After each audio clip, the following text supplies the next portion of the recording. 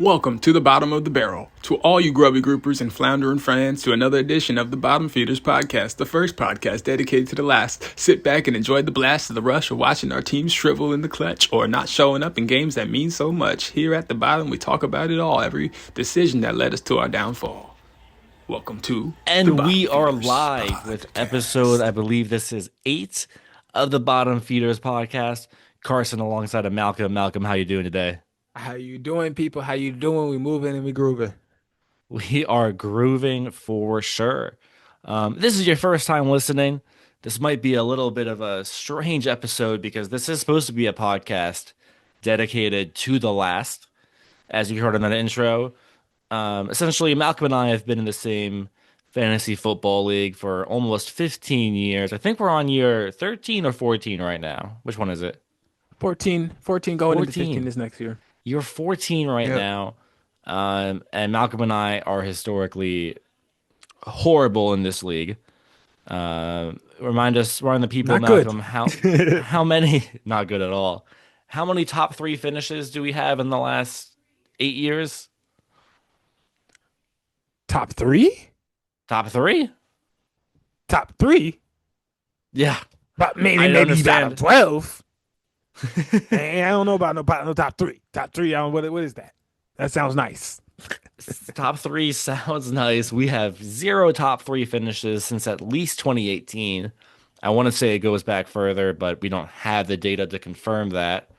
But we're also fans of really bad NFL teams too, It's true.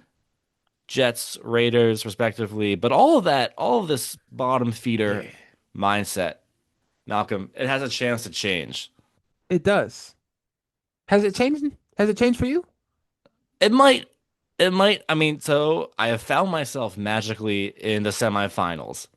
Um, Voila. Dude, shine the golden light The on me right now. playoffs. It could be immaculate, but I looked back. The last couple times I made it to the top four were both 2018 and 2019, and in both instances I finished in fourth place to not be in the Ah, top three. yes. The dreaded no medal. The no medal, the no medal semifinal twice in a row Hey, but you to were be Olympian. followed by I think it was 6 years in a row after that of not even seeing the playoffs. I don't know what to think right As a now. My Jets fan, mind you is, know, like that's the literal equivalent of two straight AFC championships and then not making it to the playoffs subsequently after that. This is close to reality. I know that hits home close to home, but I think you'll persevere, and I think this is your chance that you might actually do it this time. This is your Joe Namath run, Carson. it is pretty spot on to the 2010, 2011 Jets for my fantasy team, but greener pastures might be ahead. And the best part is, I think I have a really good matchup this week. I believe in I you. think I do. I was a 3 seed. The 2 seed I'm playing this round, I think, is one of the weaker 2 seeds in fantasy out there. He's one of the weaker teams. I mean, we'll go into our dreams and nightmares later, but I just want to highlight one thing right now. As it stands, Highlight. he so we record on Wednesday. It might not be edited and posted if you're listening right now. This game may have already happened, but at the moment, he is starting both Kenneth Walker and Zach Charbonnet in the Thursday night game as his two flexes. Two And I feel Seahawks running good. backs. That that, that It's that that might make me feel good too. Yeah. it's Well, how you it's an feeling though? insane Oh, strategy. I It's one of mean, those. I mean, clearly it's worked for him because he got the first round bye, but it just blows my mind. okay. I mean, but does this to make his team actually beatable though? Having your success rely upon one team's ability to run the ball so late into the season, especially a team like the Seahawks. I would say this man's entire team relies on running the ball. So I'm going to run down his roster, and there are only two players that don't run the football. Okay. He has Josh Allen, running quarterback. He has the Yep. most rushing touchdowns for a quarterback ever, I believe. Yep. Derrick Henry, Rico Dowdle, They aren't really receiving backs. Those are pure running backs. In a PPR league, that might be a problem. Yep. Debo Samuel, who probably leads all wide receivers and And carries rushing each of the touches. last 3 years, right? This is true. Uh, is two flexes or the two Seahawks running backs, as we mentioned. And then he's got Jaden Reed and Evan Ingram. Jaden Reed also gets a bunch of rushing touches too, funnily enough. I mean, he used to. He's back from injury very recently. Who knows if he's still going to be? Who knows what his role is going to be? Could be a lot, could be a little. But either way, I feel good, Malcolm. I feel good. Hey, there's reason to believe, there's reason to feel good, there's reason to have faith in what your team has done in the past week's matchup. Now, almost 3 or 4 weeks consecutively, your team has produced what, almost 140 points in 3 straight weeks?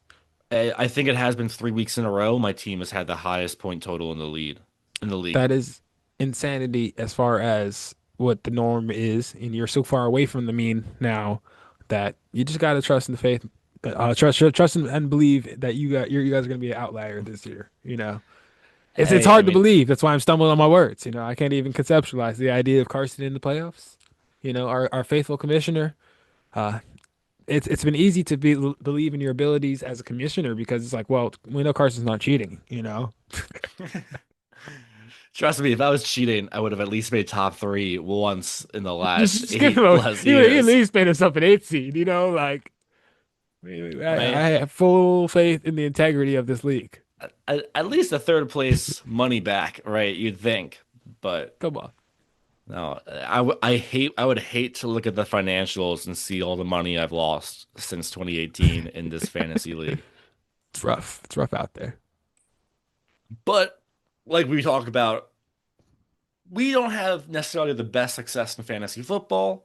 So we've been working on a thought experiment for the last few weeks, trying to figure out where these errors lie in our success. Is it the draft? Do we just have bad teams and we're screwed from the start? Or is it our decision making throughout the season? So we've been going through our league on a weekly basis and doing some start sit decisions and comparing them to the rest of the league. And Malcolm, do you want to hear about how you did last week? Talk to me. You killed it last week. Oh, let's go. Come on now. You you got, I think we had nine. Well, no, correction. We had eight decisions to make. One of them was a wash because of just injuries and whatnot that happened after we recorded. Wash. So there were seven decisions to be made. Of those Okay. seven, guess how many start sit decisions you got right? We can go with 6, but I feel like it's 7. All right, calm down. We are still bottom feeders. But you got five out of seven correct. Let's go. Let's go. Let's go. Come on now. Hey, So we've been some of doing us this are shedding our experiment. bottom feeder identity. Okay, so I need this little bit of positive energy right here. 5 out of 7 is good. That's a passing grade right there. We like Five, this. 5 out of 7 is, dare I say, great. I C's put you get in the the grades, elite baby. category, Ooh, I'm almost Derek Carr at his peak. which is good. You mentioned Derek Carr because Derek Carr was not always on his peak, even on a week to week basis, which is why, even with that great showing on the season, you're still 21 of 44 or 48%. Ah, yes. Well, that is higher than JJ McCarthy's passer rating a couple weeks ago. So I'm on the right track. It's higher than his passer rating most weeks, I think. I know he's been playing good I didn't want to recently, throw him but under the bus, but that is where it was located. he throws himself there plenty. I think you're fine. He goes to the bus stop right there. He jumps every week. And I'm like, no, JJ, no. What's crazy is that he's been playing good recently without getting the other JJ on his team. I saw Justin driving it last week. Yeah, true, but not too involved. But I mean, we can look at Justin Jefferson on your fantasy team later. Just to review Do start we have sits to? last week, I was 2 for 7. So I am at 17 for 44, for a 39% success rate. Our control Cue the group, music. yeah, our control group, what the league does in these decisions we make, they're at a perfect 50%. So we are still both worse than the How the average person. hell? It's insane. But so how we do The this commitment segment, to mediocrity is it, it's incredible. it's honestly perfect that they're at 50% because that's a good control for us. So we are learning through this experiment that we are both below average. Using that degree, I appreciate you. Sucks to say, but you ready to This is jump how I'm right using in? mine. Yeah, you ready to jump right into this Let's week? do it. Start sit, baby. Let's do it. Another week. Week 15, 16, 17, 16, 17 is the same thing with the six and sevens. I don't know how the kids work anymore. I don't know. I say I have no clue. I was hoping you would know. But first decision is going to come down actually to my fantasy opponent this week in the semis. Would you start Zach Charbonnet against the Okay. Rams on Thursday night or Alec Pierce against the Niners with Philip Rivers as his quarterback? Do I dare to dream? Do you? Hell no, no. Give me the first option. Yeah. Charbonnet? Charbonnet. We popping bottles of that Charbonnet. Yeah. Hey, I don't know, man.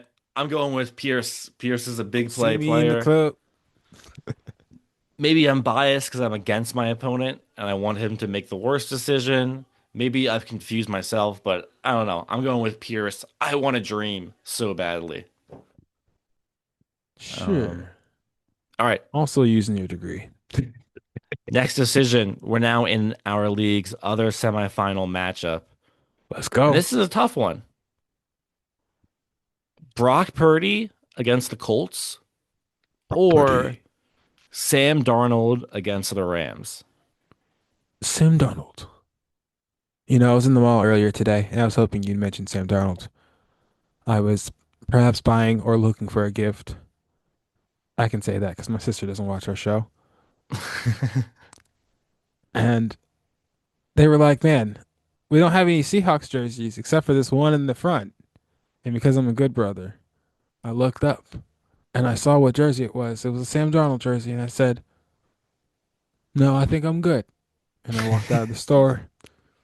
And then the same thing's going to have to happen in this situation when offered Sam Darnold. I think you're smart to turn the other direction and run the other way. I know the Vikings thought they were doing that, but obviously maybe it didn't work out for them. But for me, I think it's going to work out for me. So we're going to go the other direction. Two thoughts on that. One, it's crazy that Smith and Jigba was not the one Seahawks jersey Right. at the store. That, I, is that not a reasonable thought? I know it's New Jersey, but still. Crazy. Second thought, I'm going with Darnold here. He's against the Rams. The winner of this game basically gets the front seat to the number one seed in the NFC. And I think the Seahawks are going to give it their all. I think Darnold's going to be I'm in slinging it. Excel now. That's crazy. I don't know if they're going to win, but I know that they're going to have to build a game plan to throw the football. So I'm going with Sam Darnold. Okay. But It doesn't all right. surprise me as a former Jets fan or current Jets Hey, fan, but possibly hey, former that you would go with a former Jet. hey, each day gets closer and closer from the current to becoming a further or former part of me. Hey, he's seeing ghosts. That's the best quote I've ever heard. It's such a brutal What do NFL you mean, films. man? What do you N- mean? NFL films should have never released that. I'll die on that Buried the hill. guy. Buried the guy. At least wait till he retired to bury a guy like that. That's crazy. Exactly. But all right, next decision. You ready for this one? Hit me with it. Hit Devin me with your best Singletary. shot. Burnout, burnout. Devin Singletary against the Vikings. And he's been hot and cold with the I'm Giants balling. so far. Or Kareem Hunt without Patrick Mahomes against the Titans. What do you got? Kareem Hunt versus Titans. We're going to make this short and sweet. Kareem is going to be on the hunt this week as the Chiefs sit up here and figure out what they're going to do without Patrick Mahomes, and also the Titans are the Titans. So it's like playing the Jets, right? This has to be good for you fantasy wise. They're gonna run the ball a whole bunch. Maybe we run the ball up. I don't think they are going to be passing the ball a lot, and the score is not going to be high. So it's going to be a tough game for them, but it's going to be Hey, good. They score a no, couple of goal line I touchdowns. I also have Pacheco, so I don't think anybody who has Kareem Hunt or Pacheco this week would benefit or would not benefit from having them in the lineup. yeah, I mean, I'm nervous as a Rasheed Rice owner myself, but I think the biggest beneficiary to the Mahomes ACL injury, from a fantasy perspective at least, is going to be Kareem Hunt and Isaiah Pacheco. So I'm going Hunt as well. Um, It was on horrible to see Mahomes go down this week, but it was. I'm very grateful that the Chiefs are going to be at least playing their hearts out for the rest of the year, in honor of him, but then also just in general. We needed to see something from them this year. It's hard to see. Even as a Raider fan, it's hard to see them go out like this. You know, they're yeah, not the Patriots. I don't wish this ill. This much ill wish on them. But yeah, but hey, on to the next one. We actually had this exact same start sit decision last week because it is such an interesting one each week. Um, how this what we team is got? so deep that it's a decision and they're not in the semifinals is crazy to me. But we got Cortland Sutton against the Jaguars, Okay, Wandale Robinson against the Vikings. Who are you going with? Wandale Robinson. I went the other direction last week, I believe. Right. This You week did, we're gonna and go and, going with Wandale. and you were right last week to go with Sutton. Um, what's funny is last week I went Wandale and you went Sutton. This And week guess what? you were right. And which way are you going this way now? I'm going But- to Sutton. I think Sutton. Ah, I think Clearly that because you're disagreeing with me. I don't think you're actually wrong. I think that Broncos Jaguars game has potential to be a shootout. I mean, we saw it with Broncos in Washington, Shoot. where both teams scored 28 plus points, I believe it was. So Jackson was a much better team than Washington. Could be a high scoring affair. I know both defenses are top 10, but hey, you never know. I'm going It's going to be a Sutton. very interesting game. I think that's a good choice. So Well, let's keep it in that game and go with a tight end keep debate. rolling, rolling. You going to hit me with some Ingram cheese? Brenton Strange against the Broncos. He's been back from injury, getting a lot of looks from Trevor Lawrence. No Strange touchdowns, I think. fruits. Or also back from injury, Dalton Kincaid against the Browns.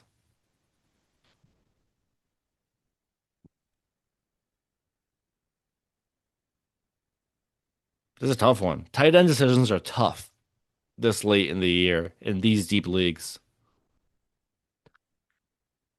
Dalton Kincaid. Welcome to the team, man. Welcome to the team. Thank you, Dalton. Nice to meet you. Wow. Appreciate you. Man, you got a strong handshake. Man, it's nice. Anyway, yeah. We've talked about it a lot on this podcast about avoiding that Cleveland Browns defense and from a We fantasy have. perspective. We have. But you're going with it. You saw me ruminating on it. It took it Yeah. took me a while to come to that decision. Some gears are turning.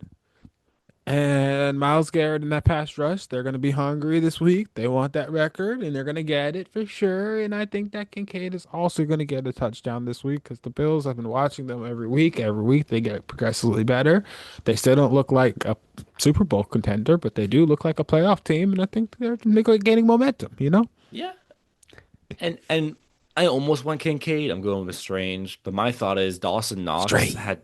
Dawson Knox had such a good game last week that there's no way that like, I just don't see a world where Knox can string together back-to-back elite Successive games. performances like that. Yeah. Right. So I thought about Kincaid, but I'm going with Strange. Um, for these next two, we're gonna do something a little different. I think we recognize how deep some leagues are in the playoffs right now, and then some decisions that don't really mean as much normally mean a lot more when you're in your top four. Um, They do. so we're gonna go defense. Okay.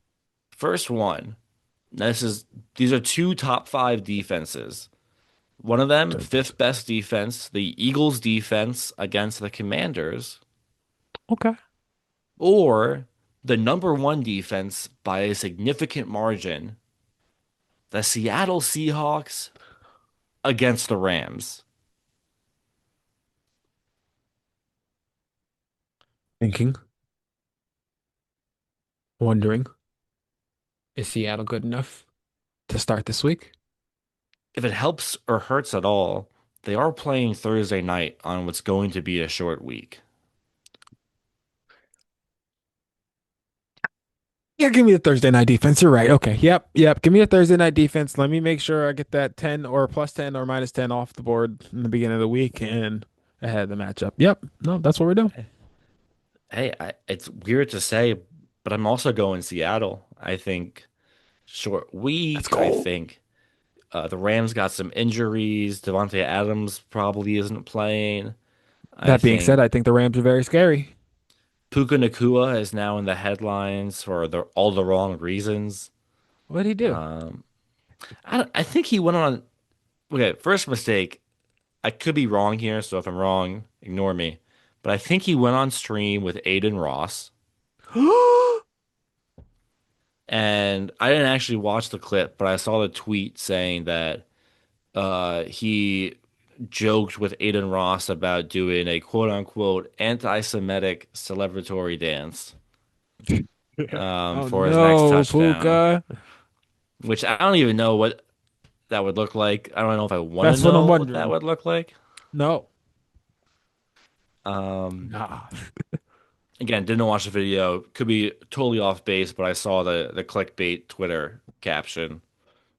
But I know for a fact he did go on a rant about the refs and being like, "Oh, the refs are horrible. They make calls just for screen time, XYZ." And it's like, dude, you can't say that if you're gonna be a top five receiver in the league. Like, just shut your mouth. And I don't know. My thoughts. I think that there are some cracks forming at the seams down there with the Rams. Maybe some fault lines. I think that everybody was happy for each other's success. Now there's some injuries and maybe perhaps not the chance at a Super Bowl and everybody's pissed. Yeah, but hey, we'll see. The preemptive blaming of the refs for what sounds like an impending loss is the vibe I'm getting from that part of the stream he was on. So I'm going Seattle as well. On to the next defensive matchup. On to the Um, next. you can take the Lions defense against the Steelers or the Panthers defense against the Bucks in what is essentially a win and in game for both teams. Got me bobbing and weaving over here. Bob. Wait. And Some good head Detroit, movement. if Detroit loses, they're out of the playoffs. We were just talking about it before we started. The Steelers are playing the Lions. Steelers are playing the Lions, but you're going Ah. Detroit D against the Steelers. Oh, okay. Yeah, give me the Detroit defense against the Steelers, man. What you talking about?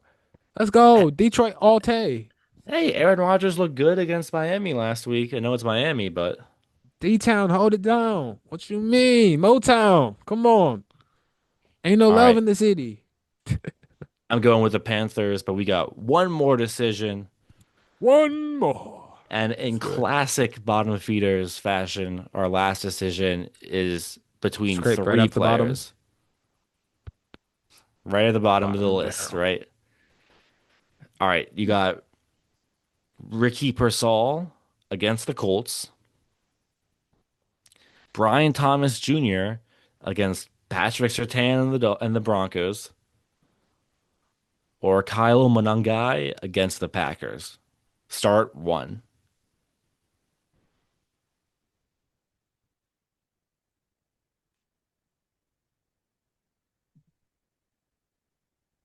Uh-oh. Uh-oh. We got a Rutgers hat making an appearance. Kyle Manangai. Scarlet Knight legend, Kyle Monangai. I also want Monangai. I just think he's a beast. He had a slower game last week, so he's due. In a big game, I think if the Bears win this game, there's a possibility they clinch the division. I don't know for sure, but I think they have a chance to. It's the part where normally I say something, but I'm cold. And I think that the Bears defense and the offense has looked really impressive, and I'm surprised how well and how fast Ben Johnson has turned it around. So that's all I will offer. And I'm gonna roll my sleeves up.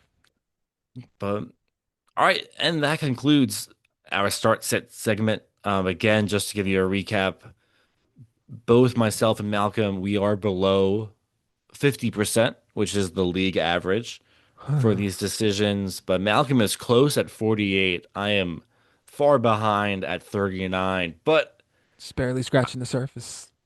I'll make up for it with my dreams for each week. You know what I mean? Sometimes you just get into a deep slumber and you dream a good dream. Sometimes we have those Last dreams. week, last week, my dream was that Drake May, coming off a bye, tough matchup against the Bills, he would play a good game, even though I had Shador on my roster, who just got me to the playoffs with a 34-point game. It's been a tough year for Drakes. Did your Drake come through and bring you to the promised land in the frozen wonderland that is And Gillette Stadium? here's what I'll say about Drake May last week is he had 20 plus fantasy points at halftime. Huzzah!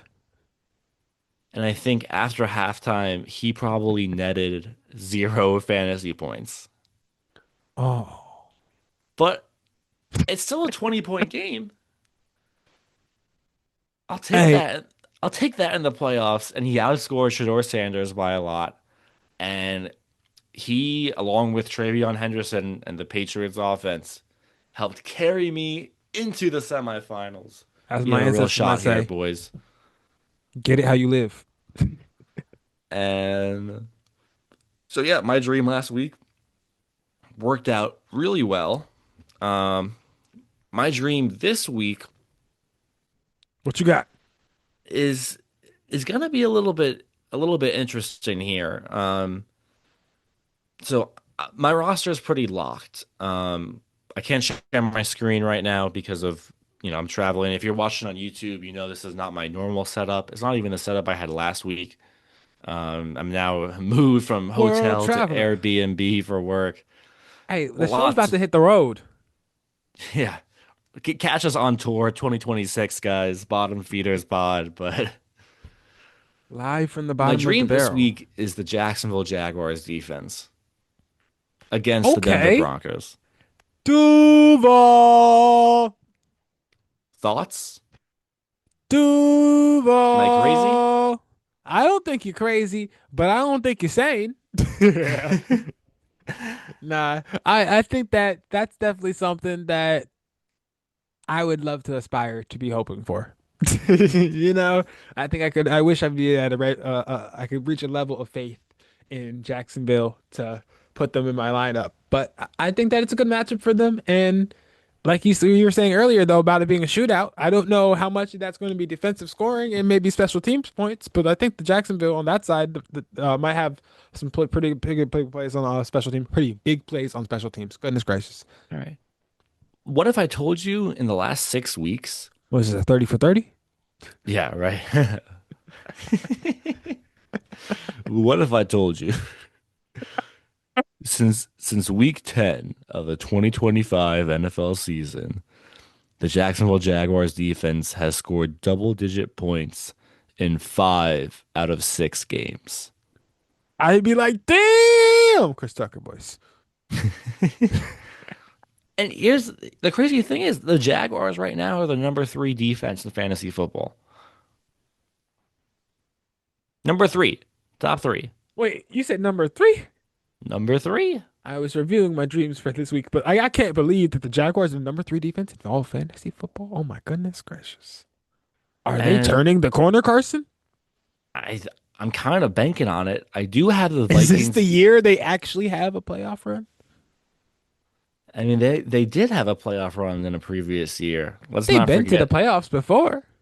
Let's They not have forget the won maybe a game or two in the playoffs, right? let, let, Have they been let's past not the divisional round? let's not forget the Blake Bortles AFC Championship game Championship appearance game. where they should have won that game against Tom Brady, but You refs know, rigged it. I Um, have problems watching the Patriots in the playoffs. It seems like it's a one-sided game, and not in a good way. Yeah, but so I'm going with the Jaguars Shout defense. out to the Colts and the Jags. Yeah, Colts hanging on by a thread right now. Actually, I don't even think they're hanging on. I think they're grasping at straws, dare I say. But we'll talk about that in the second half. Lots to talk about there. That's my dream for the week. Malcolm, what was your dream last week? Uh, it's tough to even remember these days. My dreams, my nightmares, they all run together. One dream becomes a nightmare the next week. The next week, my nightmare becomes a dream I have. It's just it's tough these days. But I believe it was Keenan Allen and or Dalton Schultz that I placed my dream on squarely on the shoulders of this that last week. And I'm not disappointed with Dalton Schultz's effort or even Keenan Allen's effort, but I definitely am disappointed by my choice not to start Kyle Pitts. Oh my gosh. Not since Travis Benjamin have I seen a player perform so well on my bench. It was tough to see. It was tough to watch. I was out there. I was see I'm the type of person that roots for people's success. I am. And when I see you succeed, sometimes there's like a pit in my stomach, a tiny, tiny pit in my stomach that's saying, "Hey, but like you could have done this sooner." Because like you could have done this sooner. You have abused my trust in you week after week after week after week, and then finally at the end of the season, when it matters the least, you show up week after week, 2 straight weeks, 2 straight weeks. You look like a starting tight end in this league. I drafted you. I believed in you. I continued to start you. And in the 1 week where you were on my bench, you give me 40 points. 40 points. 40 points. 40 points. 40 what was the margin 40. of victory for my opponent this week? I think it was around 30 or something.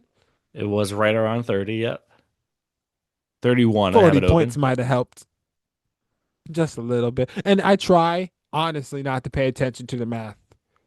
Every single week, Carson, I literally choose to disassociate from the fantasy math, and I'm just like, let's just make this a feelings thing. Let's go based on feelings. Because if I pay attention to the math, I'll never have fun. It'll be over. And yeah, and here's the math just to kind of fill you in because I know you're not paying attention to it. Yep, we do a tournament for our losers bracket where whoever comes in last place has to eat blazing hot wings. So Malcolm, even though he's not in the playoffs, still has a reason to compete. And had he started Kyle Pitts over The Keenan stakes are Allen, high. he would be safe. But now another dreaded week where I have a dreaded game where I have to hope to avoid the Blazing Bowl. Unbelievable. So how are you gonna make it up this week, Malcolm? Tell the people your dream. We'll see if it becomes another nightmare again. Well, we're going with Jalen Hurts at the quarterback, Ashton Jeanty at the running back one, Aaron Jones, Jalen Warren, Jalen Waddle, perhaps going to maybe move him out because I don't really trust the quarterback situation. Justin Jefferson, can't keep trotting him out there every week, so I got to look for a solution there. Brock Bowers, and then Kyle Pitts, Jesse Bates. What a lineup, what a team. I think if I was going to have a dream for this week, it would be that maybe, let's see, Keenan Allen has a good game. Let's do that. And then Waddle, 10 plus points. I don't know. Since his defense definitely looks like it's quit this season. So maybe we'll leave that be. But if I had an actual dream this week, it's just that Aaron Jones tears up the Giants defense and gives me a 20-point performance and blows up for the Vikings and runs through the Vikings and is crowned as the king of the North and possibly the best rushing attack in the NFC North. And that's an interesting take because, I was just reading an article today about how Jeremiah Love would be the perfect fit for the Vikings in the draft to revamp the running game. But you still That's believe in next Aaron year. Jones. That's next year. That's next year. Hey, hey, I respect it. I believe in Jordan Mason too. So I love Jordan Mason. I'm a Jordan Mason believer through and I think their through. offensive line is impeccable. But hey, I respect it. I see you got Kyle Pitts in the lineup firmly this week. Not even a consideration. Nah. And hey, I don't blame you. Don't think twice. Um, what is crazy, one comment before we go to break, we've covered all our dreams and nightmares. Next week, we will revisit to see if either of our dreams turned into dreams come true, or those dreams became nightmares. But one thing I want to mention, if you told me before the season that I'd be looking at an ESPN box score before a game, and for those of you unfamiliar with the ESPN app, if you're looking at projections, it'll do a little green check mark with which player is projected to have the better matchup.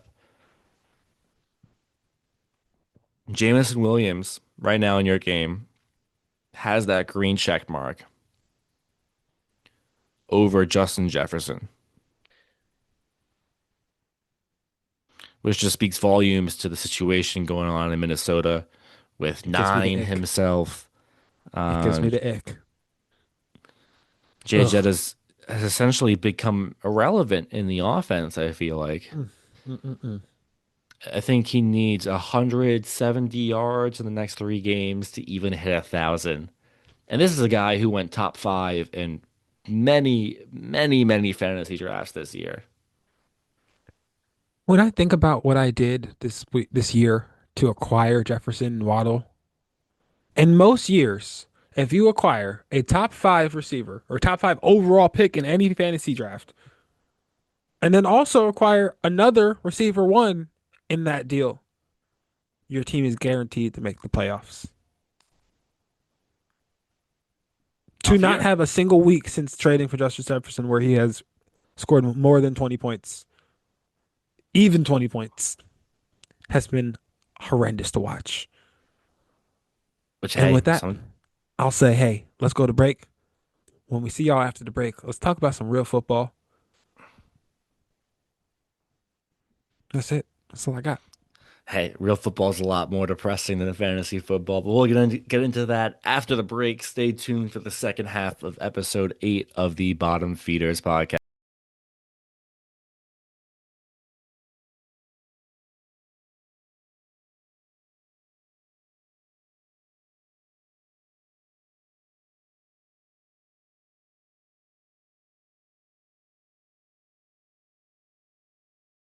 And we're back. You heard it from Malcolm, folks. We are back with Woo! episode 8 of the Bottom Feeders podcast. Malcolm, how you doing right now? Yes, Lord. We good. We good. We living. We live. We moving. We thriving. We jiving. I'm Thriving, jigging. We mobbing. thriving. I'm glad We we juking. are because our teams are not. No. Uh, and that is Some might say something they're dead in the water, Carson. I think we've been dead in the water for weeks. I think we are now decaying in the water. But yeah, this is a part of the podcast where the first time listening, we like to kind of shift the focus from fantasy to reality. Um, Circle of life. we're each fans of really bad teams, but before we get there, we talked about earlier how bad coaches we are in fantasy. How you had a great week coaching wise, and you're still below 50% in start sits. I absolutely did not have faith in what my team was going to be able to do, but we came out here and at least showed some intensity against the Eagles in moments. And as poor of a performance as it was absolutely, absolutely, absolutely everything I wanted to see as far as what we're doing for positioning ourselves for draft position. So, I'm okay with that. You know what I mean? Which which is an interesting debate I want to dive into with you later. But first, let's talk about just the coaching decisions as a whole. Um, Can we re-rack we one make second? yeah, do your thing while I kind of intro this segment. Um, we make a lot of bad decisions in fantasy on a weekly basis, on a yearly basis. I mean, like you heard in the beginning of the podcast, we have no top 3 finishes in our 12-team league since at least 2018, probably 2016. I think the last time either of us were top 3 was when Malcolm won the league 10 years ago. We're getting closer and closer week by week to that 10-year anniversary. So something we want to do to make us feel better is kind of highlight some of the real world NFL coaching failures that have much larger stakes than our little fantasy league. We're talking millions of dollars, people's jobs, people's livelihoods. Um, and yeah, just kind of focus on some of those failures just to make us feel better about ourselves. So with that, I'm going to jump right into my coaching failure, which will tie into my fan corner depression later. But yeah, my coaching failure for the week is going to be the former head coach of the New York Jets and the current head coach of the Tampa Bay Buccaneers. We've been talking about it all episode, I feel like. Kyle Pitts, the menace he was. And look, I'm sorry, if you're Todd Bowles, you're a defensive minded head coach, and you're going against a team whose number one receiver is out in Drake London, and you just have no plan for the tight end. I mean, Kyle Pitts ran over that team. This is a must-win game for you if you're the Buccaneers. You need to win this game to win the division. You're lucky you got bailed out by the Saints beating the Panthers somehow. Like the Buccaneers are so lucky to be in the position they're in right now because they shouldn't be because of Todd Bowles' inability to prepare a defense for what they knew they were going to see all week, which is Kirk Cousins, Kyle Pitts, and Bijan Robinson. That should not be as scary a trio as it looked last Thursday night. Am I wrong? Am I wrong, Malcolm? Absolutely not. I'm sorry, the Thank you. mixer died. Um, I think that they really showed a lot of frustration going into the locker room and just in the press conferences outside the game. And I don't know. It seemed like a very preventable loss. So I don't know if they deserve to show that much frustration as well. I think people like Mike Evans, who gave up their body and decided to come back and really rushed to come back to make a playoff push, are deservedly mad. But I don't know. I feel like that whole organization collectively kind of let themselves down. And to put it on Bull's shoulder is fair because he's the leader of the organization. But at the same time, too, this has been building for weeks. They had been losing games that they were supposed to win for weeks, and then this was finally like the final straw. So, you know. And, and that's a really good point you bring up is yes, they've been losing a lot recently. Baker Mayfield has not looked like himself. But yes, Mike Evans was hurt. Godwin was hurt. He was trying to make Tez Johnson look like a receiver one, which, hey, he did for some time. But this was a game like the Falcons lost to the Jets and and they beat the Bucks. I mean, just think about that. Think about that. I You just lost to a team with your playoffs on the line. You lost to a team that lost to the New York freaking Jets. It's tough to believe, but also it being a divisional opponent, the Falcons, on the other hand, are playing their behinds off. Ooh, got chill. I think that it's been interesting to watch them play really hard for Kirk Cousins. And I don't know if it's more so that they're just playing hard for Kirk Cousins or they're playing hard because people really lost belief in that team once Penix went down.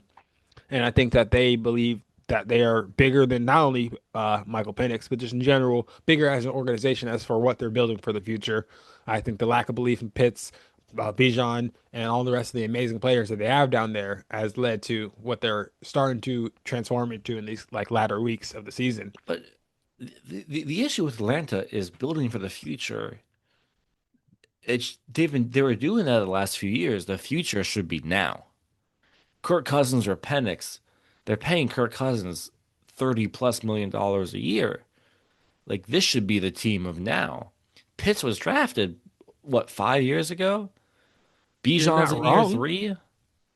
You're not wrong, but you're also not taking into account how many changes they've had. This is how many head coaches ago, right? This is how many coordinators ago.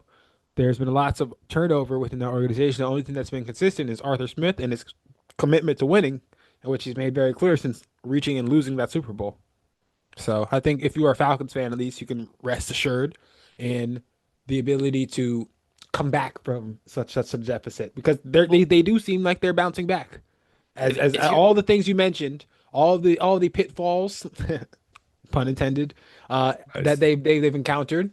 I think that they have definitely responded pretty well to them, and they are starting to turn the corner. And as someone who respects bottom feeders, we're here to talk about bottom feeders. It's good to be able to talk about them in a positive light. But speaking of bottom feeders, by the Buccaneers not winning that game, a game they should have won. I know divisional matchups are weird. I know Thursday night matchups are weird, but they gotta win that game. They now let another bottom feeder taste hope. The That's what Carolina bottom feeders Panthers, do, Carson. the Carolina Panthers are gonna win the division. Sometimes a grubby grouper comes along, and hey, they hungry. You know what I'm saying? If you're a flounder and you don't know you're a flounder, and you just floundering around down there in the bottom. Sometimes when you scratch the surface, the grouper just comes up. And that's what the Falcons did to the Buccaneers playoff hopes. Disappeared. Gone forever. Hey, I don't think there's ever been a better analogy made in the history of spoken language. But Yes. truly correct. Like I hear you, and it's something that, as a Jets fan, I know from what I've seen with Todd Bowles, he can't step up to that challenge. Um, but sometimes I fool myself where I'm like, oh my gosh, Sam Darnold has a success on the Vikings. Geno Smith has a success on the Seahawks. Sam Darnold has a success on the Seahawks. Maybe Jacorian Bennett looks great going into the tunnel on the Eagles. maybe it's just the Jets are the issue, and Todd Bowles could have success with the Bucks. But this past week was unforgivable and my coaching fumble of the week. Malcolm, I know yours might be the coaching fumble of the week and a half. What do you got for us? Well, what I got for you is a fish. Or is it a mammal? I don't really know what it falls under in the animal classification or kingdom, but it's a dolphin, and it's the head coach of the Dolphins, Mike Hey, McDaniel might need some Jack Daniels. I don't know what you do need, but you do need to also figure out what's going on with your team, and I guess benching Tua is the solution for this week. But if that's the solution for this week, maybe you probably should have came to that a couple weeks ago, because that might have saved your season a couple weeks ago when you were still in playoff contention. Specifically, like a week ago when you were still in playoff contention. So I guess just the overall decision to send out Tua in a cold weather game, and then watching Tua play another cold weather game the way he plays to cold weather games, and then seeing that Steelers team reinvigorated based on success or lack of success from your team would be my coaching fumble if I had to pick one this week. Because also that game was still winnable despite all the things I mentioned until the second half, in which case that team decided to quit on him. And I don't know, as a head coach, if you have a team that's been fighting for you to keep your job for weeks and they decide to quit on you in that game of all games, one of the most winnable games I think they've been in all year. It's tough. I don't know if that's acceptable. A Steelers defense without TJ Watt for the first time all year, you can't rush the ball yeah, on them. and that's what's crazy is with the Dolphins and the win streak they were on, it was all about running the football. And I feel like in a Mike cold weather McDaniel has game, always been about running the football when he came over from the Niners. That is the thing that people were saying was the reason as to why he had the job. and in a cold weather game where you know your team is bad historically, you just choose to not run the football as much. I mean, I know they didn't really get many plays off in the first half, but I just don't feel like Achan ever got a chance to get going. From what And I saw like, in the first half, they had a bunch of explosive plays. To your point, and yeah. So let me. So why not you. run that back in the second? So let's take the past aside. Let's take the past 15 weeks thrown out the window, and just think about the current moment. Current moment. Do you think starting Quinn Ewers is a good decision or no? Hell no, man. Come on. No. No. No, I don't Okay. think starting a rookie quarterback in week 15 is a good idea. No. All right. follow-up question. Okay, Do you think, forget the past 15 weeks, do you they're gone. think Tua Tagovailoa is the future starting quarterback for the Dolphins? Hell no, man. What you doing? What are we Well, talking about here? Tua Tagovailoa? No, I don't know where that leaves Mike McDaniel, but at the same time, again, I think this is something that you could have came like we. When I said no to starting Quinn Ewers in Week 15, there was Week 14, 13. What came before Week 13? but if you are finally at the mindset now where Tua isn't your quarterback of the future, why not throw Ewers out there?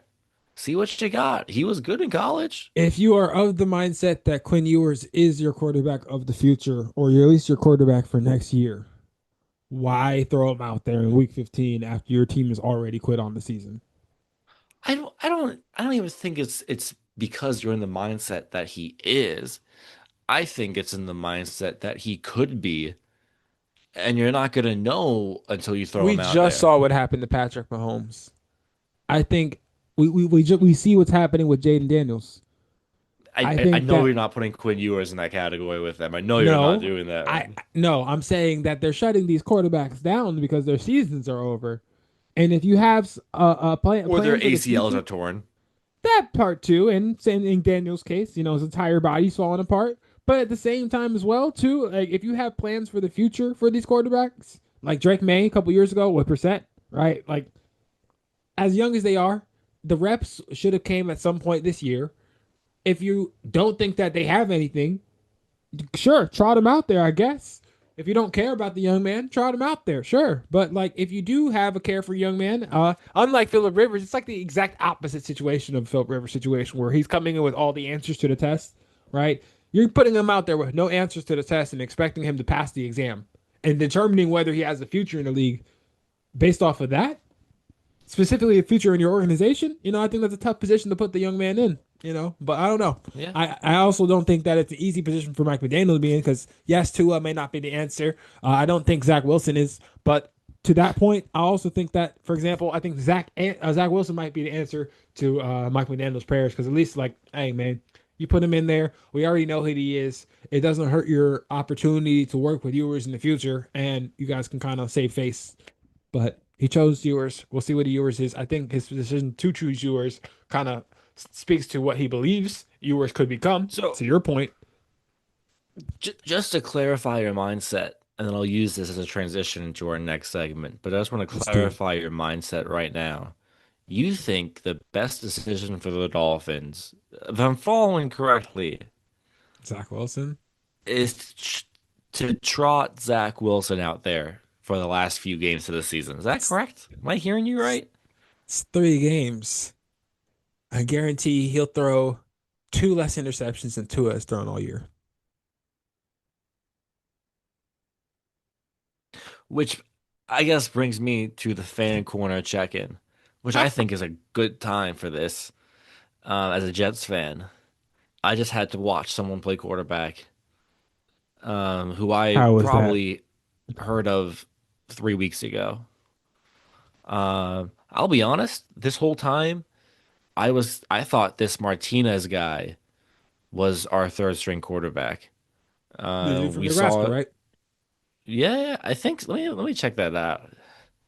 I thought so. I watched him in the preseason, and I'll be honest, I thought he looked great in the preseason. He's like 6'4" or something like that, ain't he? Adrian Martinez. Let me pull up his reference or his He's wiki. the Yeah, dude that started quarterback over at Rayola before quarterback at Rayola took the job Nebraska. from him. He was Nebraska and then Kansas State for 1 year. He transferred after Rayola got there. Yep. And he actually Um, led Kansas State that year. He was a pretty good quarterback for them. do you know who he played for in 2024?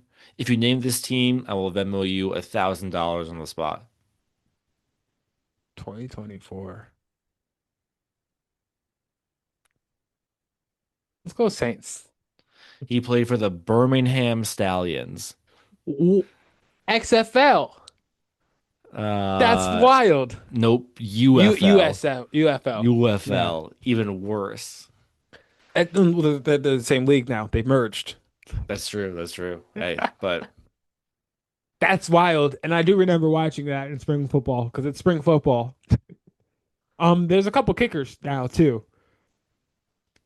he looked good. I will say in the preseason. So I thought he was a third string this whole time, and I was kind of excited to see him play. And then I kind of hear about this Brady Cook guy, and I'm like, what? What is this? What is Again, this as somebody who nonsense? tried to counter Cook out there a couple years ago for that playoff game, every time I hear Cook, and yeah, he started in college. He was pretty good. He was a senior. All 4 years he played. I was like, okay. And look, What does that mean? even with the subpar quarterbacking I've seen from Brady Cook the last couple of games, I'd take him over Zach Wilson in a heartbeat. I watched that for far too long, Damn. I and think you just look, have a soft spot in your heart for people who are not named Zach Wilson because of his particular plight or just disposition the disposition that he placed you guys in as Jets fans. and hey, maybe that's true. Maybe we just have a grudge against Zach Wilson, but I mean, I think the story for the Jets is less about Brady Cook and more about the defense.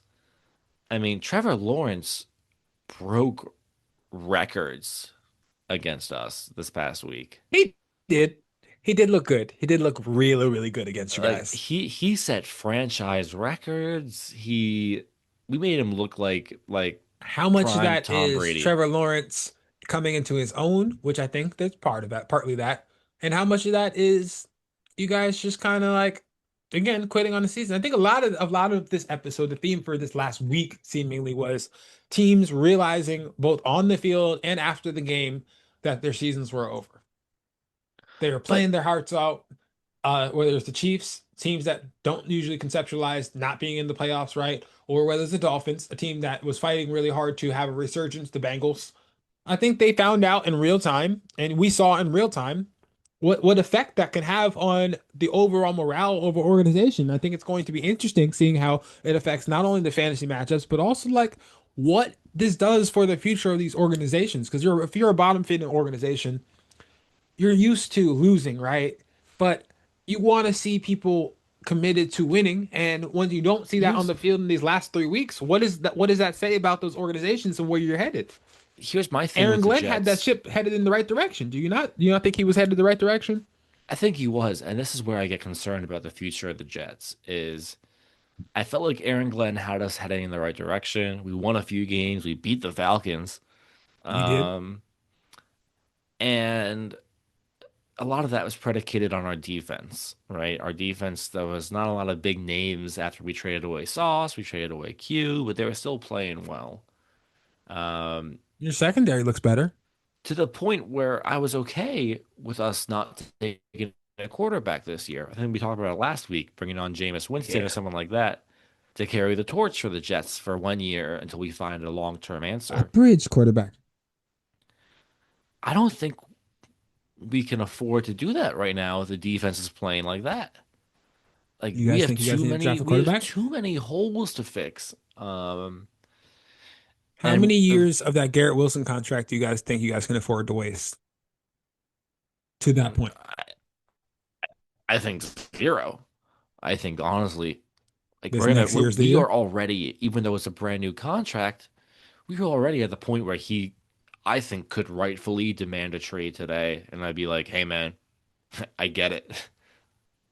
Go somewhere else, and I hope you have success.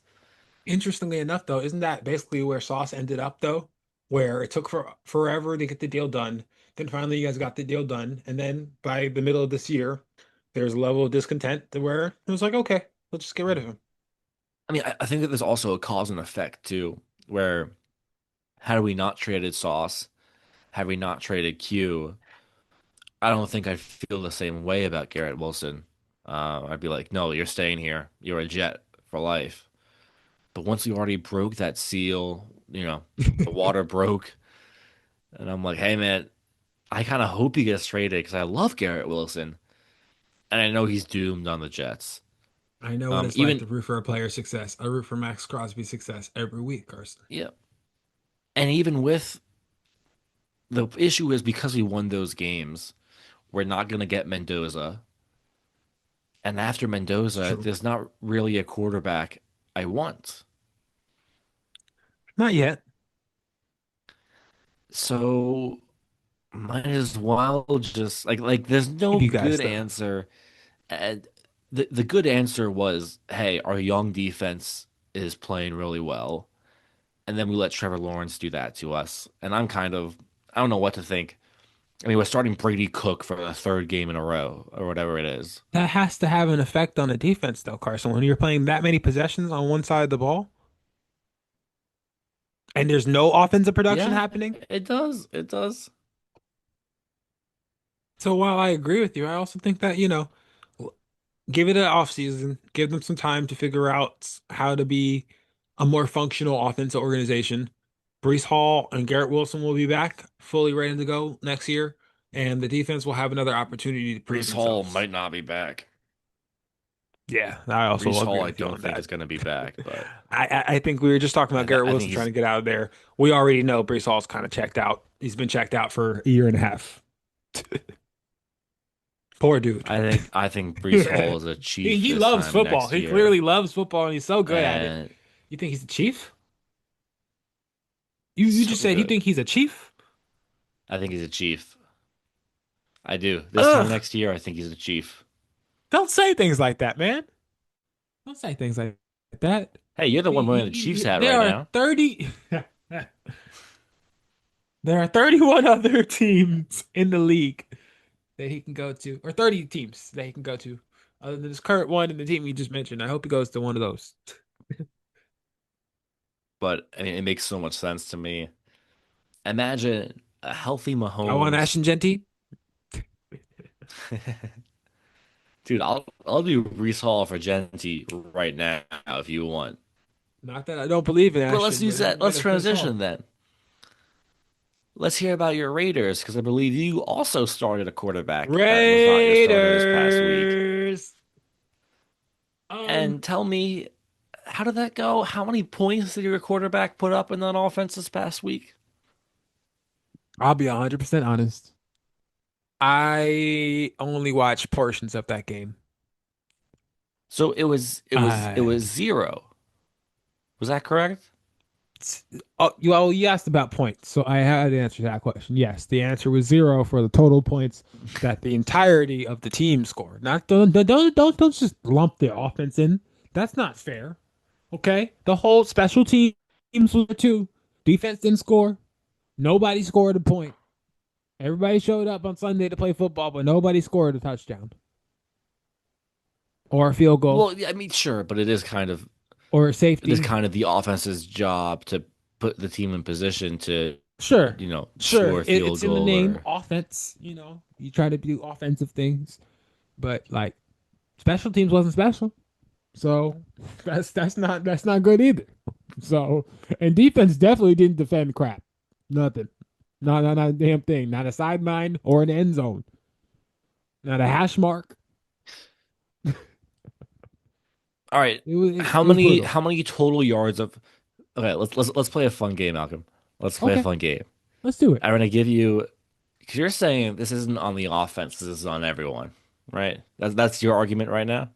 No, my argument is that it's not just the offense though. Okay. How many total passing yards do you think you had against the Eagles? Okay, I'll play a game with you too, right? Let's go over or under 60 yards. Okay, sure. Over under 60 total passing yards. And I'll go under. Under. Cool. Let's do you one better. Over under 40 passing yards. Ooh, under. Okay. Over under 30 passing yards. I'll take over.